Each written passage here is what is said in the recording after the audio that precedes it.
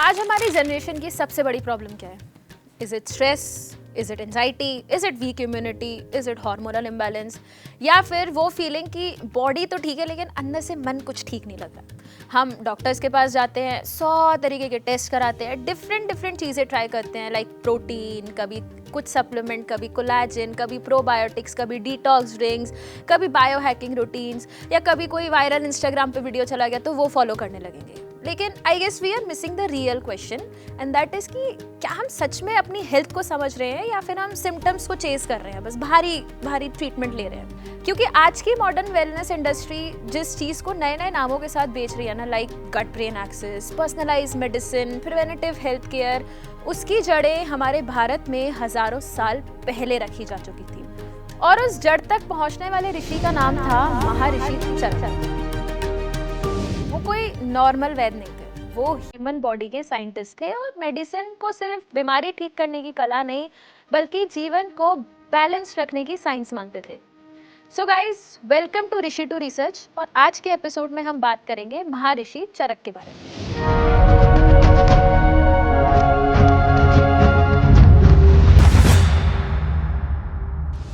तो कहानी बहुत पुरानी है। एक ऋषि अपने शिष्यों के साथ जंगल में बैठे थे।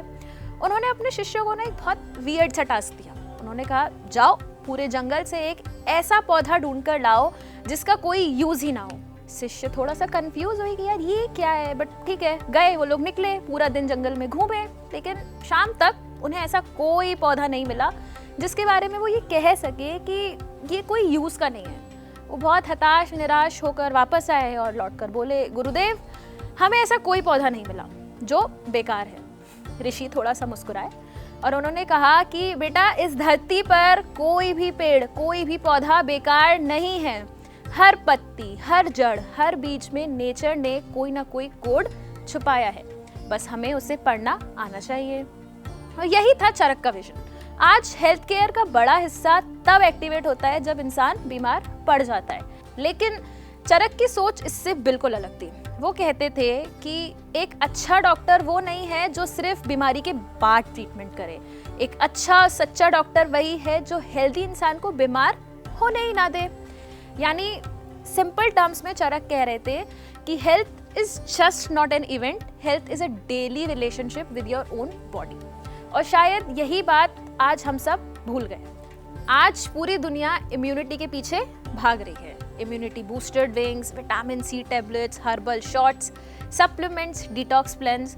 लेकिन चरक ने इम्यूनिटी को सिर्फ एक टैबलेट का रिजल्ट कभी नहीं माना। उन्होंने एक शब्द दिया। क्या था वो शब्द? व्याधि शमत्व।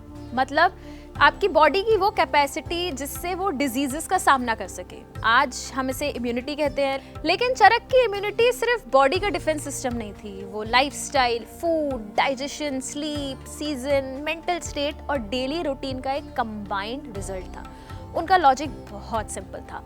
अगर बॉडी का अंदरूनी किला, that is like a castle, वो स्ट्रांग है, मजबूत है, तो बाहर से कुछ भी आक्रमण हो, बाहर से आपके ऊपर कुछ भी अटैक करे, वो जल्दी असर नहीं करेगा। तो डिजीज को एंट्री मिलना बहुत मुश्किल है। इसीलिए चरक ने कहा, सही भोजन, सही समय पर भोजन, सीजन के हिसाब से रूटीन, शरीर की प्रकृति के हिसाब से लाइफस्टाइल और मन की शांति, ये सब किसी मेडिसिन से कम नहीं है। आप ये फॉलो कर लीजिए, आपको मेडिसिन की जरूरत ही नहीं पड़ेगी। आज जिस चीज को दुनिया वेलनेस रूटीन कहती है, चरक ने उसे जीवन की बेसिक डिसिप्लिन माना था। यस, आज हमारी जनरेशन के लिए स्ट्रेस सबसे कॉमन बीमारी बन गई है। कई लोग फिजिकली ठीक दिखते हैं लेकिन अंदर से ड्रेन्ड होते हैं। बॉडी में पेन होता है लेकिन रीजन इमोशनल होता है, उसका डाइजेशन खराब होता है, लेकिन असली वजह एंजाइटी होती है। चरक ने ये बात बहुत पहले समझ ली थी। उन्होंने कहा था कि शरीर और मन दो अलग आइलैंड नहीं है, वो एक ही सिस्टम के दो हिस्से हैं। अगर मन डिस्टर्ब है तो शरीर पर असर पड़ेगा ही पड़ेगा। अगर डाइजेशन कमजोर है तो आपका माइंड भी डल होगा। और आपकी लाइफ में अगर स्ट्रेस बढ़ेगा तो आपकी जठर अग्नि, that is your digestion fire, वो डिस्टर्ब होगी। और अगर वो फायर डिस्टर्ब होगी तो आपकी पूरी बॉडी का सिस्टम इम्बैलेंस होता चला जाएगा। आज हम कहते हैं मुझे एंजाइटी हो रही है तो मेरा पेट खराब हो जाता है। चरक इसे हजारों साल पहले समझ रहे थे। यानी चरक की मेडिसिन सिर्फ बॉडी की मेडिसिन नहीं थी, वो मन, भोजन, व्यवहार, ऋतु और चेतना की मेडिसिन थी। आज मेडिकल वर्ल्ड में ना एक बहुत बड़ा कॉन्सेप्ट है जो बहुत पॉपुलर हो रहा है, दैट इज पर्सनलाइज मेडिसिन। अब उसका क्या मतलब है? सिंपल है कि हर व्यक्ति की बॉडी अलग है, मीन्स हर इंसान की बॉडी अलग है, जीन्स अलग है, मेटाबॉलिज्म अलग है, इमोशनल रिस्पॉन्स भी अलग है, इसीलिए ट्रीटमेंट भी पर्सनलाइज्ड होना चाहिए। लेकिन चरक ने इस बात को भी बहुत पहले समझ लिया था। इस बात को उन्होंने वात, पित्त और कफ के रूप में एक्सप्लेन किया। उन्होंने कहा हर व्यक्ति की प्रकृति अलग होती है, किसी में हो सकता है वात डोमिनेंट हो तो किसी में पित्त या फिर किसी में कफ। यानी चरक ने इंसान को स्टैंडर्ड मशीन नहीं माना, उन्होंने इंसान को एक यूनिक इकोसिस्टम माना। आज हम कहते हैं मेरे फ्रेंड को तो ये डाइट सूट कर रही थी, मैं भी कर लेता हूँ, बट क्या होता है वो डाइट कभी सूट करती है कभी नहीं करती। किसी को फास्टिंग से बहुत फायदा होता है, किसी को एसिडिटी हो जाती है, किसी को ठंडा मौसम बहुत अच्छा लगता है और कोई उस मौसम को झेल ही नहीं पाता। चरक इसका आंसर बहुत सिंपल शब्दों में कहते हैं कि क्योंकि हर बॉडी का इनर डिजाइन अलग है और इसीलिए हेल्थ का पहला रूल है पहले अपने शरीर को समझो, फिर उसे ठीक करने की कोशिश करो, उसके साथ बैलेंस बिठाने की कोशिश करो। चरक की सबसे सरप्राइजिंग ऑब्जर्वेशंस में से एक थी प्रेगनेंसी से जुड़ी हुई। सोचिए आज से हजारों साल पहले जब वो थे, एग्जिस्ट कर रहे थे, तब उस टाइम पे ना अल्ट्रासाउंड मशीन्स थी, ना MRI थी, ना मेडिकल स्कैन्स होते थे, ना ऐसी कोई मॉडर्न लैब्स होती थी। फिर भी चरक ने एक गर्भ में पल रहे बच्चे की जो प्रोग्रेस होती है महीने दर उसको ऑब्जर्व किया, उसे पूरा डिस्क्राइब किया। उन्होंने लिखा कि प्रेग्नेंट लेडी की डिजायर, इमोशन और मेंटल स्टेट का असर बच्चे पर पड़ता है। आज मॉडर्न साइंस इसे प्रीनेटल केयर, फीटल डेवलपमेंट और फीटल साइकोलॉजी के लेंस से देखता है, लेकिन चरक की बात और गहरी थी। वो कह रहे थे कि बच्चा सिर्फ बॉडी से नहीं बनता, बच्चा इन्वायरमेंट, इमोशंस और एनर्जी से भी इफेक्ट होता है। आज प्रेगनेंसी केयर में हम कहते हैं मदर को स्ट्रेस फ्री रखो, अच्छा न्यूट्रिशन दो, पॉजिटिव इन्वायरमेंट दो, इमोशनल सपोर्ट दो। चरक ने इस बात को केवल मेडिकल से नहीं ह्यूमन व्यू से समझा, क्योंकि उनके लिए गर्भ सिर्फ शरीर में पलता हुआ जीवन नहीं था, वो आने वाली कॉन्शियसनेस का क्रिएशन था। अब बात करते हैं चरक की एक और फैसिनेटिंग ऑब्जर्वेशन की। हम अक्सर कहते हैं इसकी आंखें अपनी मम्मी जैसी हैं, इसका नेचर अपने पापा जैसा है, ये बीमारी इनकी फैमिली में ही चलती आ रही है। आज हम इसे जेनेटिक्स और हेरिडिटी कहते हैं, लेकिन चरक ने माता पिता के कंट्रीब्यूशन को बीज के रूप में समझाया। उन्होंने कहा कि बच्चे की बॉडी, हेल्थ और कुछ गुण माता पिता के बीच से इन्फ्लुएंस होते हैं। उन्होंने ना बीज के माइन्यूट पार्ट्स की भी बात की, लाइक बीज भाग और बीज भाग अवयव। अब सुनने में लग रहा होगा कि भाई ये क्या वर्ड्स है, सेम हियर, बट आज कई लोग इसी चीज को क्रोमोसोम्स और जीन्स से जोड़कर देखते हैं। वो देख रहे थे कि पेरेंट्स की क्वालिटीज, ट्रेट्स और कुछ डिजीजेस अगली जनरेशन में जा सकती हैं, और ये उस समय की बात है जब माइक्रोस्कोप भी हमारे पास नहीं था।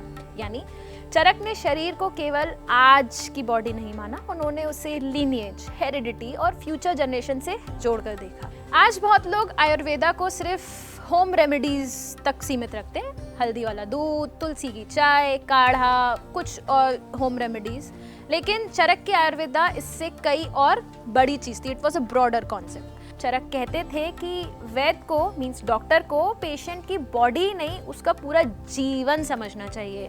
वो क्या खाता है, कैसे सोता है, किस सीजन में वो ज़्यादा बीमार पड़ता है, उसका मन कैसा है, उसका डाइजेशन कैसा है, उसकी फैमिली हिस्ट्री क्या है, उसका एनवायरनमेंट कैसा है। और यही तो आज मॉडर्न मेडिसिन में केस हिस्ट्री कहलाती है।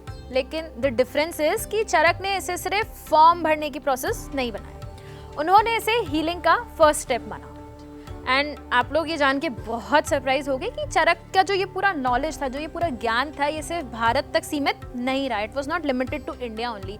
चरक संहिता का इन्फ्लुएंस भारत से ज़्यादा भारत के बाहर दिखा। अरबिक और फ्रांस के मेडिकल ट्रेडिशंस में इंडियन मेडिसिन नॉलेज के ट्रांसलेशन और ट्रांसमिशंस के बहुत साइन मिलते हैं। और आज भी मॉडर्न रिसर्च वर्ल्ड कई आयुर्वेदिक हर्ब्स पर काम कर रहा है। फॉर एग्जाम्पल, अश्वगंधा पर स्ट्रेस और एंजाइटी को लेकर रिसर्च हुई है, सर्पगंधा को ब्लड प्रेशर के लिए स्टडी किया गया, टर्मरिक और करक्यूमन पर इन्फ्लेमेशन को लेकर काम किया गया, तुलसी पर इम्यूनिटी और रेस्पिरेटरी हेल्थ के लिए रिसर्च हुई। लेकिन चरक का मैसेज सिर्फ हर्ब्स तक नहीं था, उनका असली मैसेज था nature is not alternative medicine, nature is the original intelligence, nature is the original medicine. और मेडिसिन का काम नेचर से लड़ना नहीं, नेचर के प्रिंसिपल्स को समझना है। तो guys, the main question is कि आज की जनरेशन को चरक की जरूरत क्यों है? I tell you. क्योंकि हम बहुत ज़्यादा हाइपर इन्फॉर्म्ड हैं लेकिन अपनी बॉडी से बिल्कुल डिस्कनेक्टेड हैं। हम हेल्थ ऐप्स देखते हैं लेकिन अपने डाइजेशन की आवाज़ को नहीं सुनते। टाइम एंड टाइम अगेन चरक हमें सिर्फ यही याद दिलाते हैं कि बॉडी और माइंड कोई अलग मशीन नहीं है, फूड सिर्फ कैलोरीज नहीं है, सीजन सिर्फ वेदर नहीं है और हेल्थ सिर्फ रिपोर्ट में लिखे नंबर्स नहीं है। हेल्थ एक रिलेशनशिप है आपके मन और शरीर के बीच, आपके खाने और आपकी डाइजेशन फायर के बीच, आपके अंदर और बाहर के एनवायरनमेंट के बीच। तो गाइस आपको पता है कि चरक शब्द का एक्चुअल में अर्थ क्या है, मीनिंग क्या है? चरक यानी चलते रहने वाला, द वॉन्डरर। और यही नाम उनके जीवन को एक्सप्लेन भी करता है। किस मिट्टी में कौन सा पौधा उगता है, किस मौसम में कौन सी बीमारी बढ़ती है, किस व्यक्ति को कौन सा खाना सूट करता है, चरक ने ये सब ऑब्जर्व किया था अपने आसपास। उनकी रिसर्च लोगों से दूर नहीं थी, उनकी रिसर्च लोगों के बीच थी और शायद यही रीज़न है कि उनका ज्ञान आज भी उतना ही रेलेवेंट है।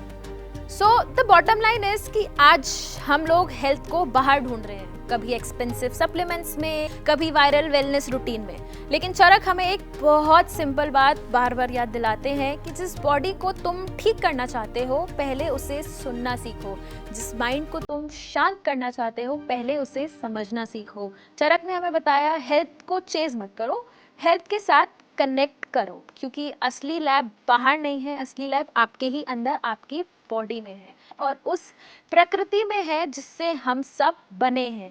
तो नेक्स्ट टाइम जब आप हल्दी, तुलसी, नीम, अश्वगंधा या किसी ऑर्डिनरी से प्लांट को देखें तो उसे सिर्फ एक प्लांट मत समझिए, हो सकता है उसमें नेचर के ऐसे कोड्स छुपे हों जिसे चरक जैसे ऋषि बहुत पहले ही पढ़ चुके थे। सो गाइस, एंशिएंट साइंस के ऐसे ही हिडन कोड्स को डिकोड करने के लिए please follow soul sun lab और देखते रहिए ऋषि टू रिसर्च। मिलते हैं नेक्स्ट एपिसोड में एक नए ऋषि और एक नई रिसर्च के साथ।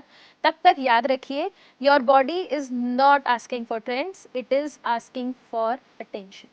नमस्ते।